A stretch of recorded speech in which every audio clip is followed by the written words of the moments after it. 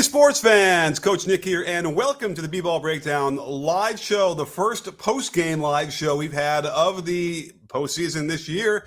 Great to be here. Hadn't really done one all year long. Don't know why. Don't ask me, but here I am. Great to be back. Because don't forget, every year we've done this, this has been one of the greatest places to hang out and watch basketball or talk about basketball all night long. So glad to have you all here. Some pretty good games to go through, wouldn't you say? Certainly a lot of things to talk about. Don't forget, if you want to ask a question and have it answered, the best way to do that would be over on the YouTube side with a super chat. We'll put the thing up on the screen. We'll give you lots of hype and love and thanks, and we'll go from there. But we'll kind of play around here in the chat and see what we got going. But let's get some shout outs to people who are here. What's up, Titus? The dwarf is here. He's laughing. Bert, it is live, and I see you. Funky J is thinking about a sweep for Denver. Interesting. What's up, Martin Jose? Great to see you, friend of the breakdown, Martin. Let's see. Vladimir is saying something negative about LeBron. Maybe we'll calm that down for right now because it's still early in the series. What's up, Tango? Tango con corazón. Very nice. That we all know that means with heart. The dwarf. What's up? What's up, Tim? Let's all do it. Good morning from Israel. Boker Tov. Let's see here. Anything else? What I can see. What's up, ZJ? Everybody in here, great to see you. Let's see. The people are upset. Braun, great to see you, man. You're double dutying today here. You were in our – by the way, if you didn't see it, I did a live showing. We watched the Sixers game. No, not the Sixers game. What did we watch? We watched the first game, the second game. Gosh, I don't even know what game we watched earlier today, but with StreamYard, and I put it up in the community tab. So stay tuned. I'll be doing some more of those while I'm watching the game. Let's all watch it together. We had a whole bunch of people. It was really cool to do some analysis live.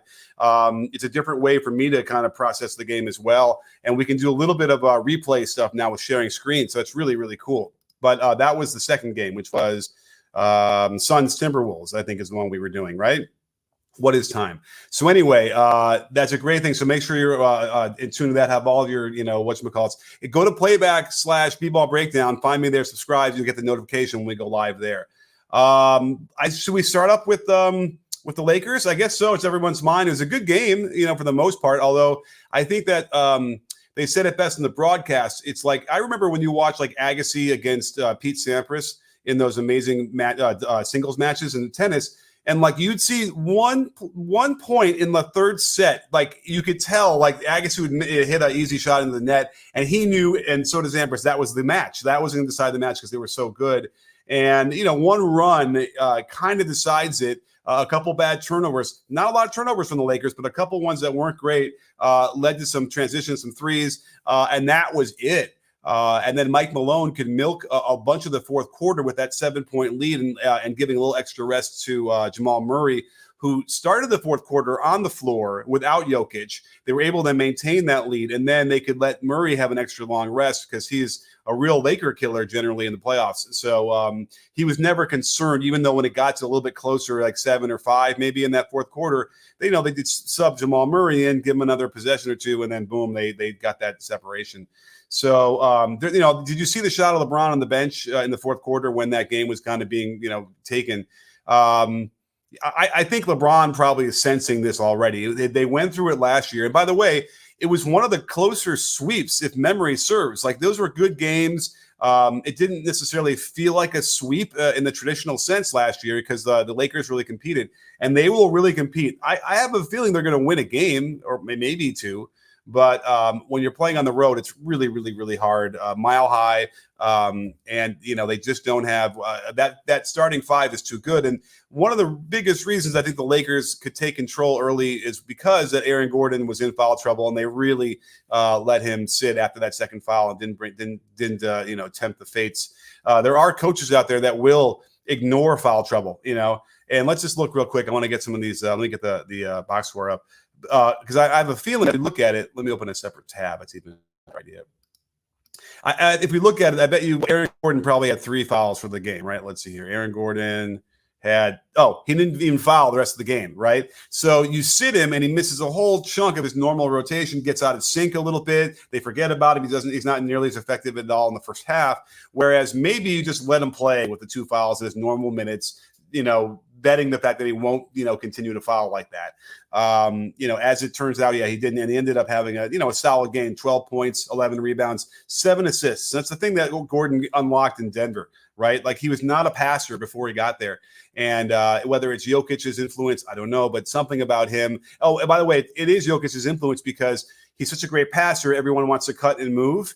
Well, then they don't stop cutting and moving when he doesn't have the ball. When Aaron Gordon has the ball, those cutting is still happening, and he's been able to see that and inspired and make really good passes for assists all over the place. So he is the big X factor. He's always been the X factor for them when they got him.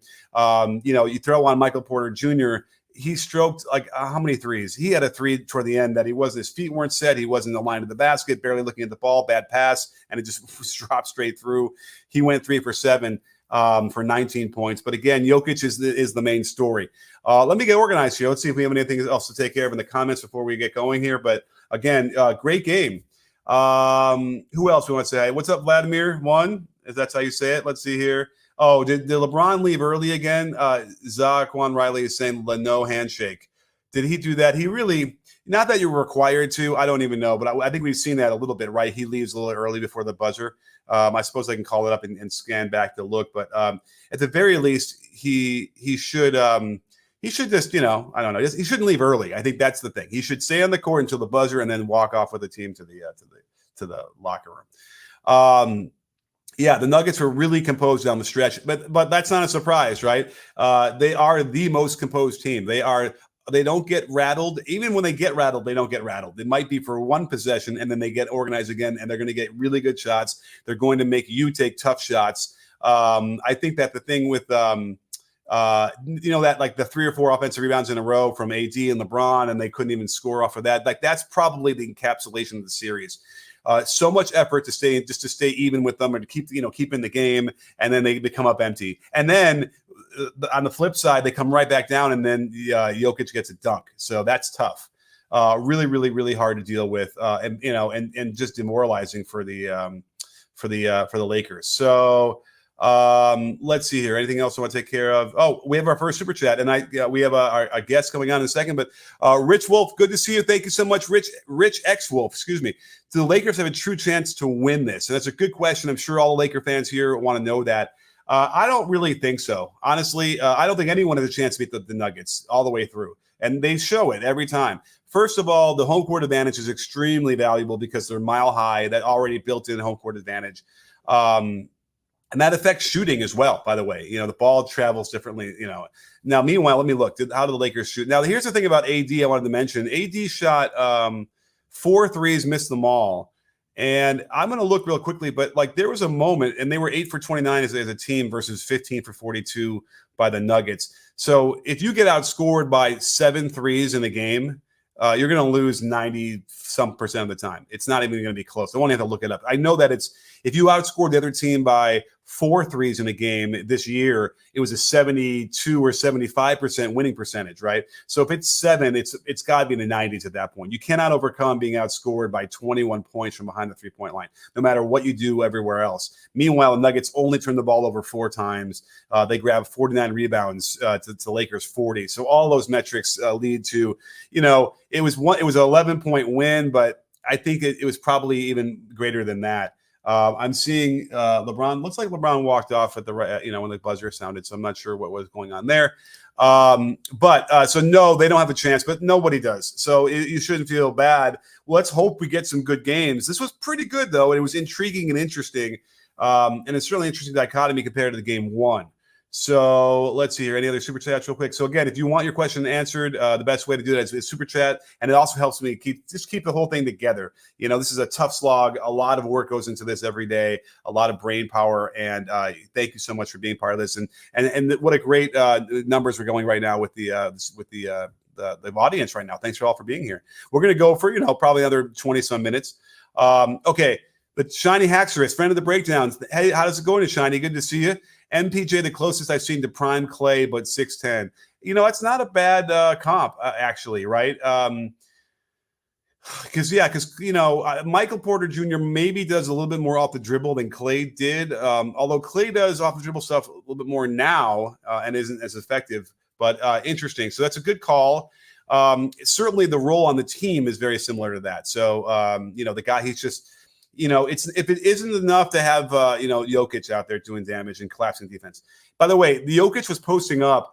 He dragged another player from the weak side, Spencer Dinwiddie, like to the midline. They didn't even throw it to him, but he was all the way over there. They just skip it to Spencer's man who hits the three. Like it's like he's got gravity, but doesn't have the ball. If it's not enough that Jamal Murray can do wondrous things with the ball and everything he does, and then you got Aaron Gordon who can do all the things he can do. And if none of that stuff's working, you can just happen to find Michael Porter Jr. sniping around the perimeter and just nailing threes. It's really an unfair advantage, that starting five.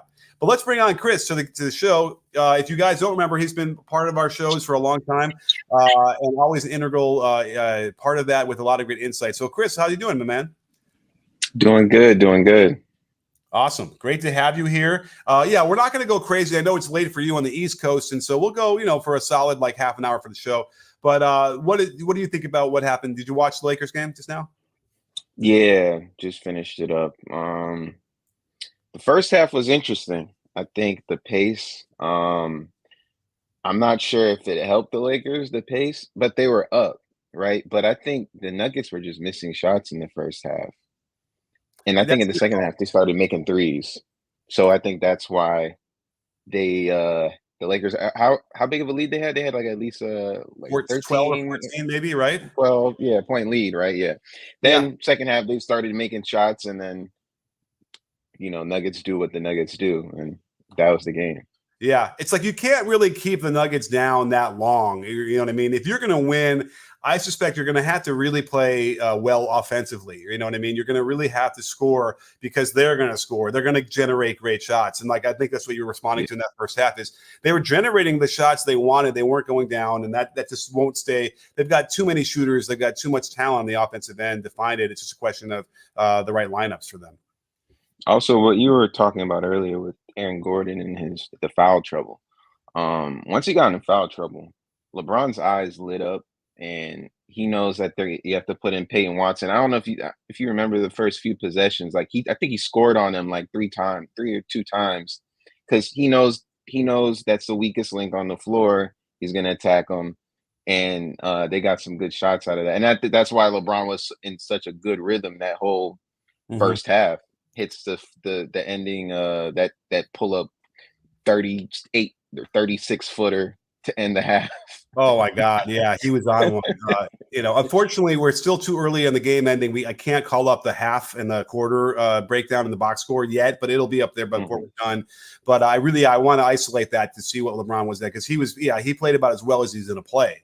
And yet. On a dime. And as soon as I tweeted that this has gone as perfectly as it could go for the Lakers, and they built that lead literally the next possession, and then go on, it completely fell apart, and they were able to tie it up by halftime. And so you really got a sense that was probably their best shot, and it was going to go downhill from there, because you knew Aaron Gordon was going to come back in the game. And again, you're right. As long as Aaron Gordon's there, it makes it so difficult for LeBron on both ends.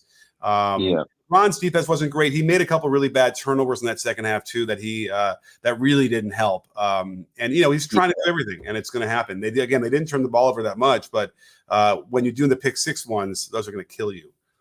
Yeah, I mean, the one that Jokic got where he just blew up the play, I don't know if I blame LeBron, but because you don't expect Jokic to just it's like a cornerback just reads the play, the slant or whatever to the safety, reads it to the quarterback, and just completely just gone. That's what Jokic did. And he's just so slow, and he ends up barely dunking it. That's just not your night. Yeah, I know. And that was the whole question. It was is he going to dunk it? Is he going to get high enough? I mean, at least he proved it on the next one where he did dunk it pretty well. Yeah. But it's a little bit embarrassing sometimes when you see him try. We got a couple of super chats here to get to, so let's get to those before it gets too late in the night here.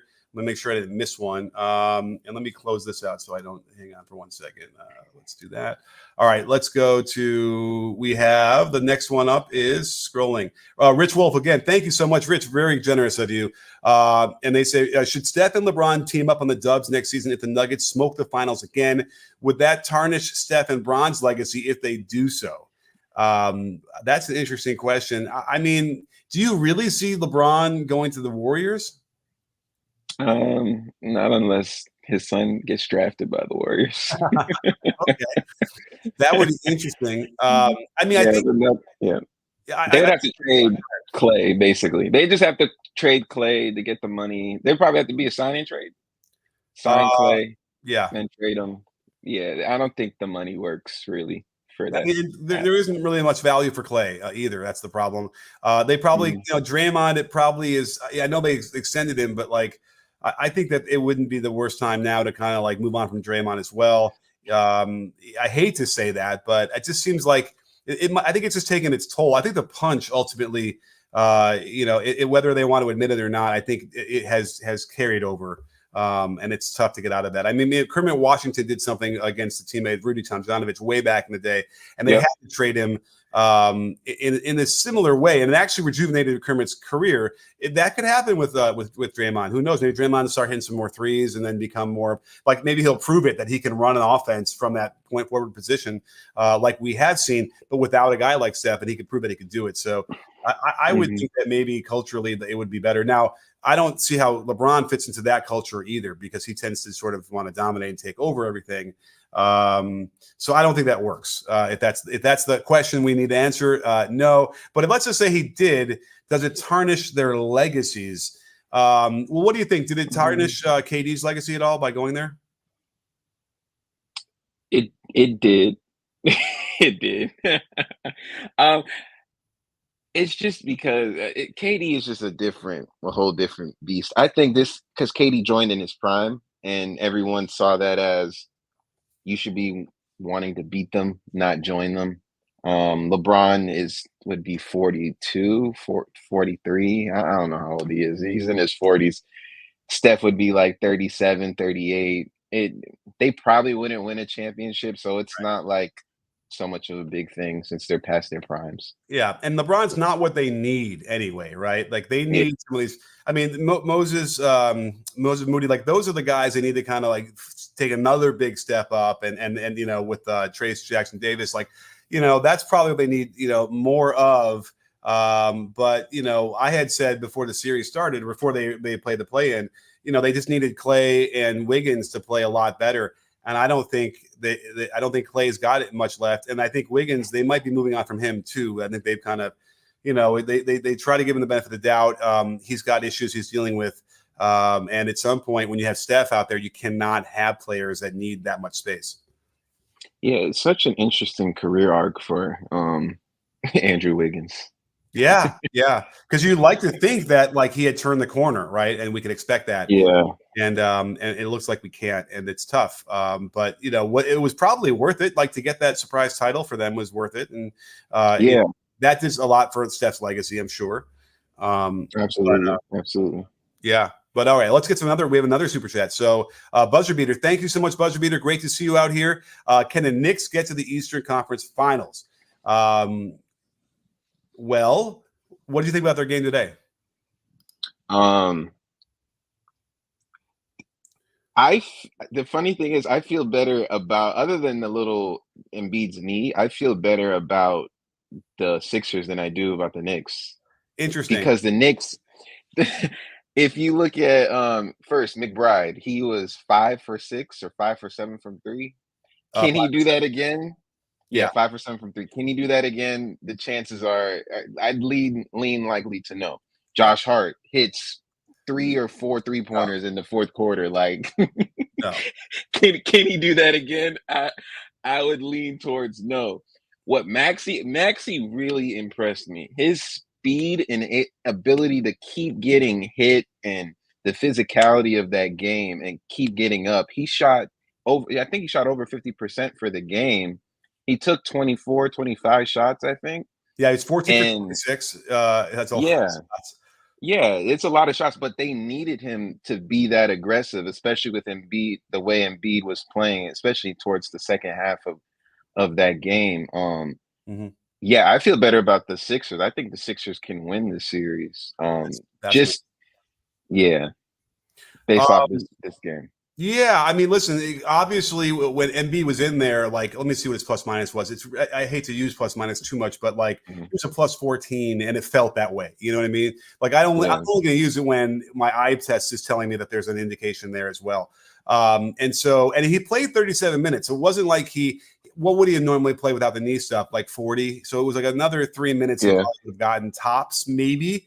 But that might have been 3 minutes worth of keeping them right there, and they could have maybe pulled that out. But we still saw some of that what Brunson is so tough with and being able to create shots and knock them down. But you're right, the Josh Hart stuff was like the guy needed they needed to give him a sobriety test. I don't know what it was. The guy yeah, it was, and the yeah, last one, he was like bending his knees in the air, like maybe the guy stripped and like maybe touched the ball on the way up, and he still knocked it down. And he wanted to act like, yeah, I meant that or whatever.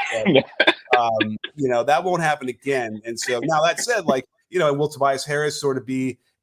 It makes sense to me, the direct correlation between 26 shots for Maxey and then like Tobias Harris getting like 7, not being really only getting 7 points is tough. He's a guy who's not going to force stuff, and so he's not going to be as productive in that sense. yeah. Setting. Man, yeah. Tobias Harris is just so disappointing as a player. Like the team needs him, Yeah. and he just doesn't take it. The moment is there, Mhm. and he just doesn't know how to insert himself and be aggressive enough to fill those minutes in when Embiid sits. Like Maxey has to do everything. Mhm. And the Knicks strategy was when both Maxey and okay, so when Maxey was in the game by himself, they're blitzing him and they're just getting the ball out of his hands, Yeah, have someone that's else where his feed him, opportunities are. right? And then when Embiid and Maxey are in the game, they're doing the side either side pick and roll on either side of the the 3-point arc, and they're just helping one pass away. Yeah. Lowry in the first half was able to knock a few down, but where's Buddy Hield? Like you make that trade for him, right? Like where is he? Did he even hit a 3-pointer today? Let's see, because I don't like how they run their offense. Basically, like in fact, the Yeah, coaching for the Sixers is a little bit troubling for me, which would indicate to me, let's just say that Embiid's okay, his knee is fine. Like I don't know if they can get past the second round because their defensive rotations were really bizarre too. I pointed out a couple on Twitter, and so I don't know what's going on. They don't look like a cohesive team. And like we can talk a little bit. When we talked actually when you were on the show about the first game, that was another one of hmm those where you watched people on the Magic and on the Magic and oh my goodness, what was the first game? Cavaliers. Cavaliers. You saw players do things that weren't in their skill set. And at this point in the season, your role players better know exactly what they're doing and exactly what they should do and they shouldn't be doing. We should not see forays into the lane and driving, whatever. And Buddy, I thought, was kind of getting caught up in that a little bit as well, even though he can drive. But Yeah. but it was also his first playoff game. So let's give him maybe a little bit. Oh wow, that's true. He might have been He's been in the nervous. league so long. Yeah, Right. I think that he had is the true. longest streak without playing in the playoffs, right? Now it's Yeah, Markkinen or right? Someone like that. No, is it Markkinen? probably. Anyway, Yeah, but either way, so let's maybe got his feet wet, he got a little comfortable, and he'll be better. Yeah, but this is probably going to go 7 games. I don't see why not. Like I can see this as being a pretty yeah, good series. So that's a long yeah, answer definitely. to a super chat. I think we have another one. We do. Euro Gupper. Wow, thank you so much for the euros. I don't even know how much 6 euros is, but that seems really generous. So thank you so much. It probably is about this. Is it the same as dollars now? I don't even know. Anyway, Lakers lost rebound assist game. OKC Thunder has a winning record versus the Nuggets. Aha. When the Nuggets beat Lakers, the Thunder have a solid chance to come out the West. The only problem is we need to pull apart those games. I think I started to look at this because I wanted to see how you could beat the Nuggets. I tried this like 3 different times this year, and I always come up after about a few hours thinking there is no answer. There really isn't a video to do to show how to beat the Nuggets. I was studying, I think, some of their losses. They do have one against the Nuggets when they were against the Thunder when they were healthy. Because I suspect that if you looked at all those games against OKC, they didn't have all 5 starters. The Nuggets didn't, right? I think I'm almost willing to bet that was the case. So we don't really know, right? We can't really glean the regular season like what that means. You know what I mean? Yeah. So what do you think? Thunder beat the Nuggets? Can the Thunder beat? No, not this year. Okay. Shea would have to play out of his mind, and even if he does that, even if Shea plays out of his mind, he would just be equaling, right, what Jokic does, right? And so if he's just playing at Jokic's level, that means everyone under Shea would have to play better than Denver's rest of their lineup, right? And Denver's been there before, been there, done that. All those guys have experience. All those guys have been through the wars and everything. They just won a championship. Expecting second-year, third-year players to outplay a championship level team is pretty lofty. Well, guess who has to guard Jokic? Yeah, Chet. and who do they have after that? I guess Jalen Williams, if you count him. So but he's like 6'9". Yeah, so they don't have enough size. They don't have enough depth. They don't have anything to counter Jokic at all. And so it's going to be a real problem because obviously the decision you have to make is you let him score and try and shut everyone else down, or do you double and then gamble off of like the non-shooters of which they don't really exist. Maybe it's like Reggie Jackson when he's out there, and then maybe you hope that oh gosh, who hit the threes today? Porter? What? Porter? Watson. The Nuggets? Watson. Oh yeah, he hit the 2 threes in the first quarter. Yeah. But that's a tall order. And they don't often play alongside that. So it's like that won't work. So yeah, the Thunder need another player. They need another big center, guy who could guard Jokic. They need anybody who can guard Jokic. No one can guard him. So that's not going to work. They're going to lose in 5, Probably. maybe 5 or maybe it's 6 to get lucky. I don't think that's whatever, but some obviously I think if you're asking who I would pick for the title, it's the Nuggets, and I picked them since the beginning of the year. When they're healthy and they have that 5, it doesn't matter. In fact, like we said earlier, Mike Malone was screwing around a little bit, right? He had Reggie in there deep into the fourth quarter with Jamal Murray. It's just because they had a 7 or 8 point lead. He's like, at any moment when I feel like it's a little too close, I'll just put Jamal in there and then the game is over. That's pretty much what happened. So they're just too good. I think we have another super chat coming in here somewhere. Let me see if I keep scrolling. Yes, we do. Thank you guys so much. This is really, really helpful. Ken, thank you. So great to see you. Ken C asks or says, will Magic get to sweep? They have no way to stop Mobley and Mitchell. I don't know. I don't know if the Cavs are good enough to sweep. No, I don't think so. I think the Magic are going to get at least 2 games. Okay. We talked about the Mitchell, and we can bring it up real quickly here with the bigger audience. I had tweeted out, and I was being a little cheeky when I said it's weird to watch a playoff series when you don't have a top 15 player on the floor. And all the Donovan Mitchell fans came out of the woodwork. And what we discovered was through all that conversation we had earlier with you was that he can't be on the all NBA team because he only played 55 games. So that kind of cuts him off from being the top 15 anyway. But if you want to put him number 15, which is as high as you can go, then that means that Zion is below him. That means that Kyrie is below him. That means that who's the other guard that was Anthony Edwards is below him. I don't think you can put Ant Edwards. Now, Ant Edwards might have seen that tweet before because he made a statement and a half in his game. What'd you make of his game today? Oh, Edwards? Yeah. Edwards again? Yeah. He played amazing. He rose to the occasion. He had a little, it wasn't a little, it was a huge run where he just like probably an 8-0 run by himself. He was hitting baseline 15, 16 footers over the defense, pull up threes. Everything was going for him today. Like, he was going at KD. Yeah, he was talking trash to KD, and KD was smiling. Yeah, KD was enjoying it a little bit. He's like, he loves that. And we talked about this earlier. Is like, and the fear I have is that that it might not be harmonious in the Suns locker room right now. And I don't know how Vogel can keep it. He's so ultra positive and he's so non-confrontational that I wonder how it's going to be a challenge for that coaching staff to keep this together and focused.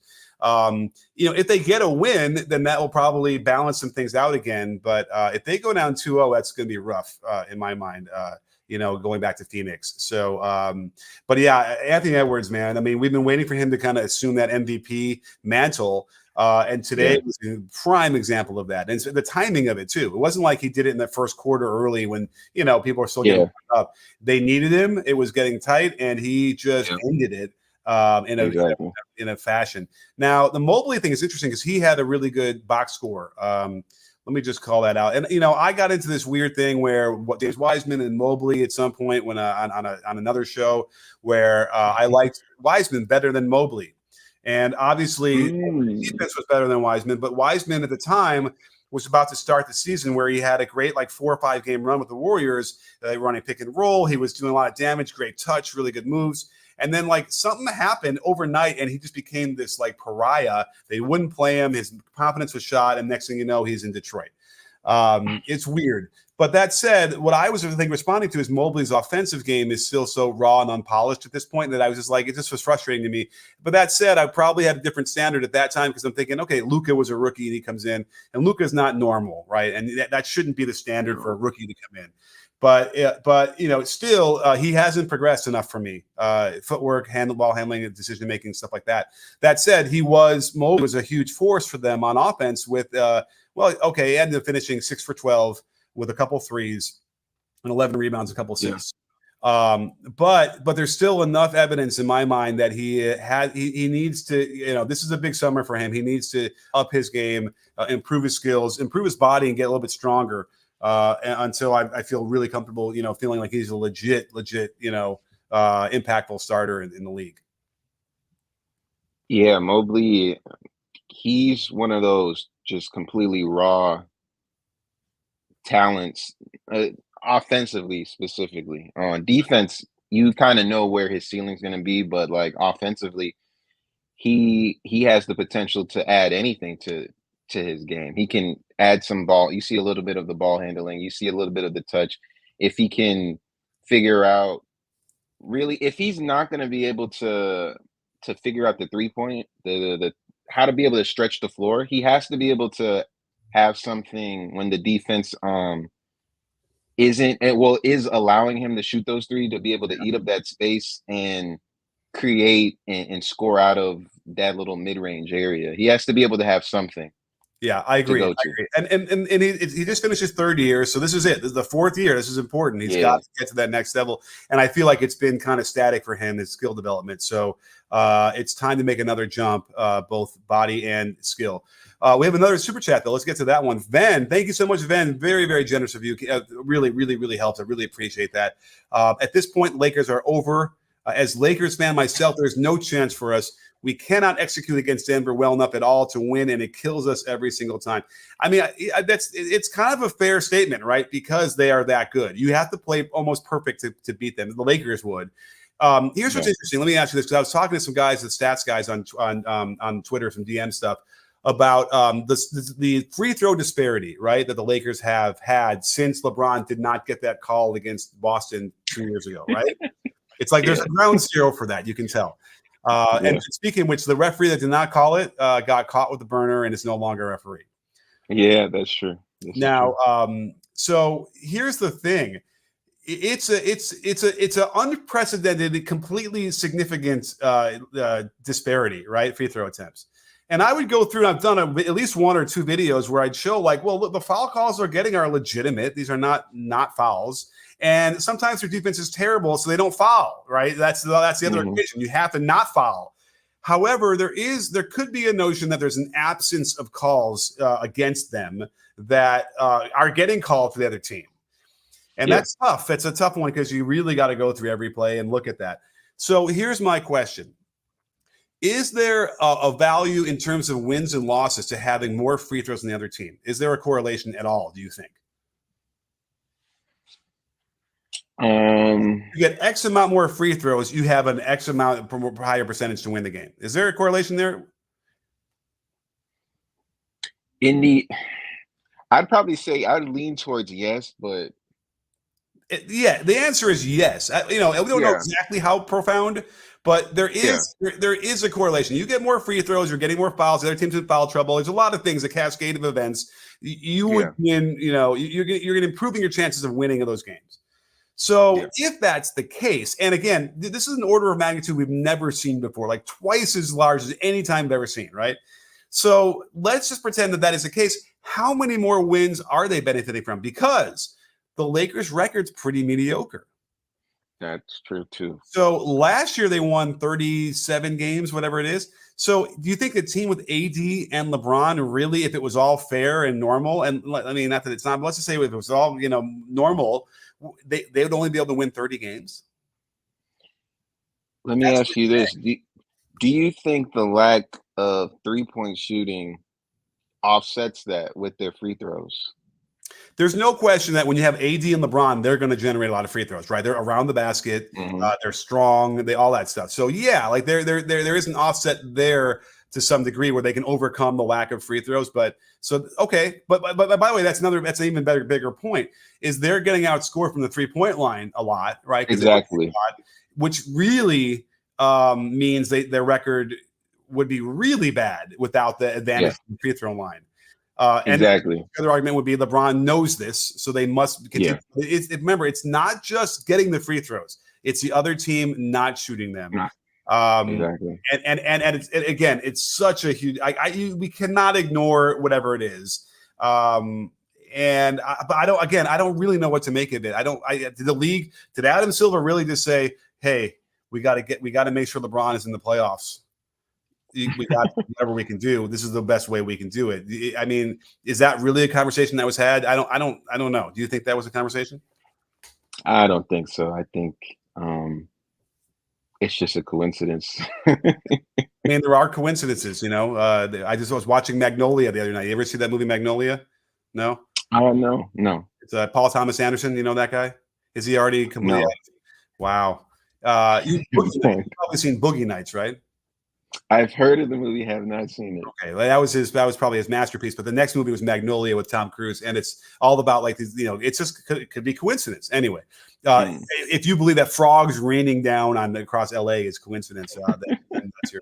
Anyway, it's an interesting movie. Okay, but thank you so much, Van, for that. It was great, really good conversation on that one. We have some more super chats to get to as we're getting. Oh my God! Whenever I want to say I want to do a 30-minute live show, we're already at 37, so we'll go for a little bit longer. Oh wow! Family is going to be eating dinner soon. Andrew Zoo, wow, great to see you, Andrew, best friend of the breakdown. It's been a while. Thanks, it's great to see you. Dallas, do they have enough size to beat Denver? Well, they have thin size. They have tallness. Yeah, what does size mean? Like, what is like when talking about playing against Denver? Like, they have shot. Okay, they have Derek Lively. And they have Gafford, and they have if you count Kleber, if you count him, or Powell, and PJ, right? But you think PJ did PJ guard? How many times did they play Denver with PJ and Gafford? I don't even know. That's a great question. But they could double, because if you're going to double Jokic, I believe you got to double with somebody with size as well, right? Who's mobile, who's big. Yeah. So that might help them. And they have bodies, they have fouls to throw at him, I guess. But he's not going to miss free throws, so it's not like you want to put him on the line. Some like back in the day, like Shaq, you have 18 fouls to throw at him and put him on the line. That would be okay. But that's not the case here. So they have bodies. They have some and maybe they can run down the court the other way and beat him and get layups and dunks and transitions. So that's something. Are they the other? Is there Oklahoma City does not have it? The Lakers don't really have it. Is there another team? I mean, are they the best equipped in the West to actually throw enough bodies that have size, have that height at least to do that? Like maybe, yeah. Cleveland, maybe the Clippers. So yeah, so obviously with Zubats they have it, and then if they still, it's too bad they don't have Hartenstein still. They have Plumlee and Tice. Maybe the Clippers. And Tice, yeah, the Clippers are the only other team. So they might be the one team that could maybe do something to match up that way. So yeah, I mean the Pelicans, but if they're not going to beat OKC, probably not. No. Oh wait, so with Valanciunas and then Valanciunas. I mean, they have good defenders overall. So. Nance, Nance would just get. You wouldn't even see him. He'd just be obscured. He'd be behind Jokic and you'd see him. But yeah, so that's rough. And again, that's what you have to design your team for, right? You need to build a roster around Jokic because he'll be there for another 7 or 8 years doing this, right? Like, Yeah.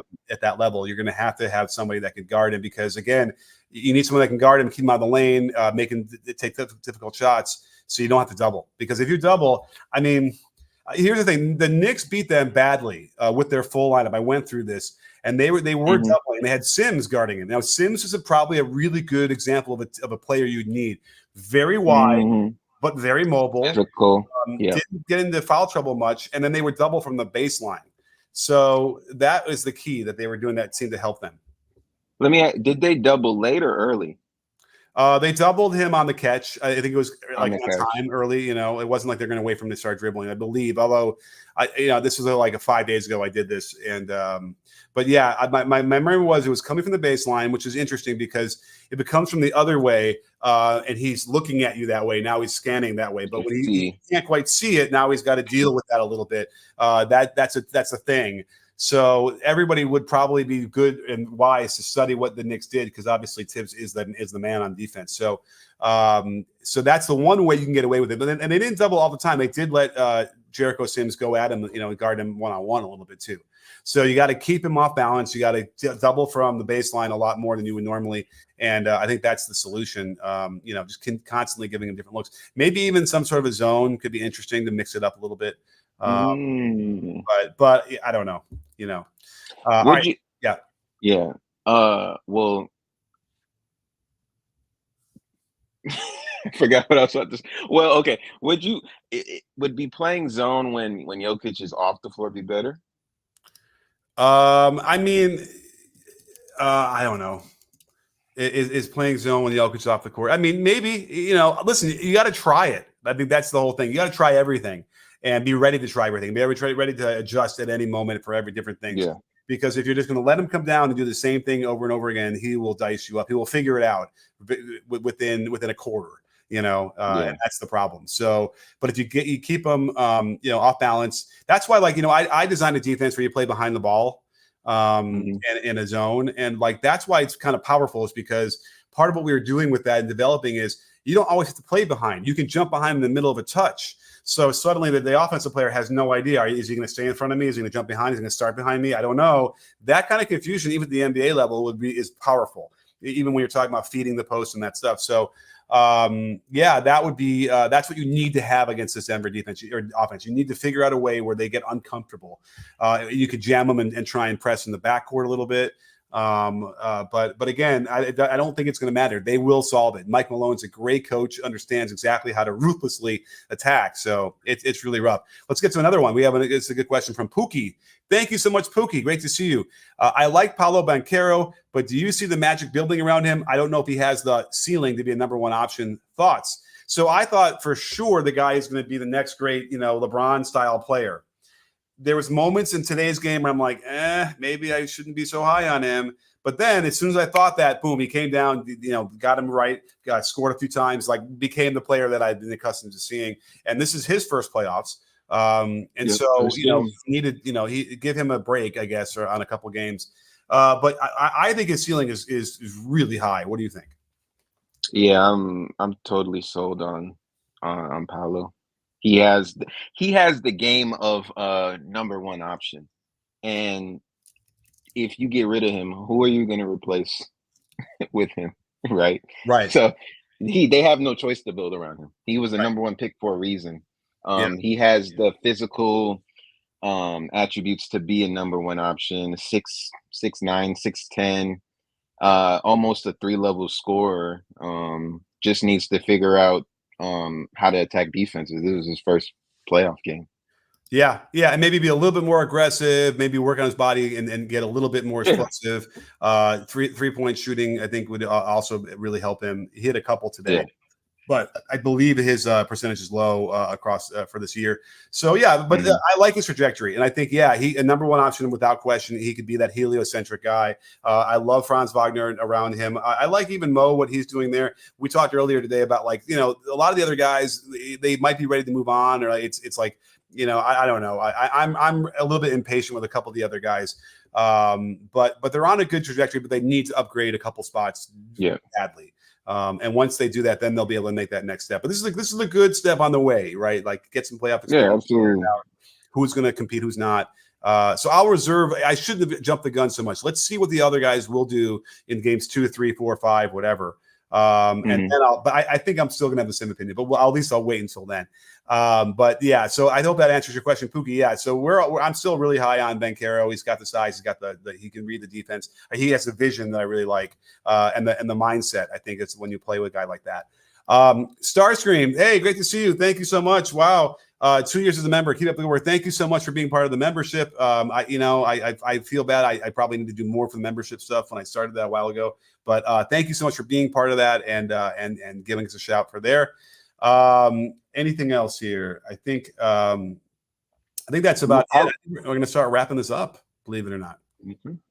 Anything? Let's see. Who did we not mention? Let's see. What game did we not mention? We talked a little bit about. We talked a little bit about everybody. We actually covered everybody. Pretty impressive. Yeah, I don't think we went into too much detail about the Knicks Sixers. But let me ask you, what do you think? Is Tibbs the only coach that hard hedges on these pick and rolls versus drop? No, yeah. you see some hedging here and there. You'll see even like Steph do it. When they're trying to pick on him, and that helps to avoid that. And it's in a similar mode for Brunson, right? Because Brunson, you want to force switch, but I don't feel like we saw a lot of that with Cleveland. It was harder for me to see exactly what the in the Knicks series of the Sixers, what their focus was offensively. I mean, obviously the Sixers offense is we're going to throw it to Embiid. And that, but other than that, I was having trouble really picturing exactly what with LeBron, he's going to force a switch. He's going to try and attack the mismatch, right? Generally, that's how they do it. It's easy to read. And that could just be with the first game, getting warmed up and kind of out. But let me think about anybody else who hard hedges. I don't think you're going to see anybody consistently do that.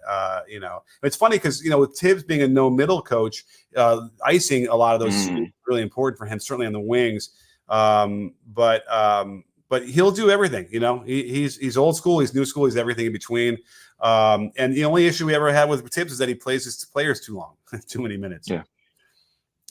I think could it kill him to smile a little bit? I think I would love to see him just smile even when it was going well. Just like give it a little smile. Like, I think he got McBride has a funny story I saw on Twitter yesterday where it was a blowout at the end, and a guy got loose and shot a three and made it, and they're up, but the Knicks were up by 25 or 30, and he still got on McBride for doing that. And it's like, I hear you, but at some point in this grind and slog of a season, it's like you got to find a little bit of a, mix up that measure, that your rhythm a little bit. That's a good question. Yeah, but in the first 3 quarters of that game, it was mainly I could be wrong, but I think it was mainly Embiid Maxey pick and rolls. In the fourth quarter, it looked like they just went to straight Embiid post ups. Trying to get switches with smaller guys on him. He didn't really convert that much. I think if he did, they may have won the game, but he couldn't score in those on those possessions, which killed them. And he wasn't effective defensively either, in a way that he would be. Listen, there's no shame in having a hobbled Embiid, like losing a game when Embiid of all people is hobbled. That's going to happen. It's not a surprise. It's too bad. It happens every year now, unfortunately. Yeah. And he's got to figure out something else. I don't know, something about the way he moves or whatever. We can't ignore that there's a pattern here. Is it him falling all the time to try and protect his body, but it actually is leading to these things? I don't know. When he went out of the game, it didn't look that bad to me. So it didn't look bad at all. But obviously what doesn't look so bad is a culmination of a lot of issues he's already been having, being banged up with all his knee stuff. So it really is, you're walking on pins and needles in Philly because and every play you're worried he's going to get hurt. And that's really too bad because he is that good and he is an MVP candidate and he's a guy that will win you the series, but they're not deep enough. They don't have enough outside of that. So if this is as best as he's going to play, they're going to lose in 5, wouldn't you say? Yeah, unless Maxey just goes insane. But yeah, they'll probably I lose mean, in you know 4. what? But you said earlier they could still have a chance to win it. But I think obviously you're basing on the fact that Embiid can be Embiid, yeah, a little bit better than he was now, and he might come out again yeah, better. But then something he's going to bang something, he's going to whatever, and it's like that makes me so worried. So I don't want to. I'm not going to dismiss what your prediction because you're right. If Embiid can suddenly get 5 or 6 or 7% better than he was today, yeah, then they can win a lot. They can win the series. But yeah. as it is now, they're down 1. I don't anticipate him being 80% for game 2. And if that's the case, they're probably going to be down 2-0, and then that means they're going to lose the series. It's just a question of how many games. And it's really going to be too bad because I would like to see him be the full strength for a whole playoff season. Yeah, absolutely. Unless it was just a little, like you said, he tweaked it, but they said that the knee is fine. He just needs to trust it. Yeah. Unless that completely changes his mindset game 2 and he's able to play through that, then yeah, they have a great chance of winning. But if he's still thinking about the knee, thinking about, oh, if I land this way, I land that way, then they Yeah. don't really stand a chance. No way. No. Well, we have a great slate tomorrow. I don't know if I'm going to end up doing a live show tomorrow, but I'm going to be doing these a lot. Hopefully, Chris, you'll be around. He can jump in here. Hopefully, Combo will be around too, if it's not too late for him. But these are always great. Always have a lot of people here to discuss. Great questions. Thanks so much for the super chats, everybody, as well. I think I'll be able to post this tomorrow too on my pod in case you missed it or missed part of it and you want to hear it again audio wise. I'll do that. And again, thanks so much, Chris, for jumping on here and laying down some really great insights. Of course, love talking ball. Awesome. All right. Well, thank you everybody out there, and don't forget, sports fans, at B-Ball Breakdown, we're not a channel, we're a conversation. You in? Are you in, Chris? I'm in.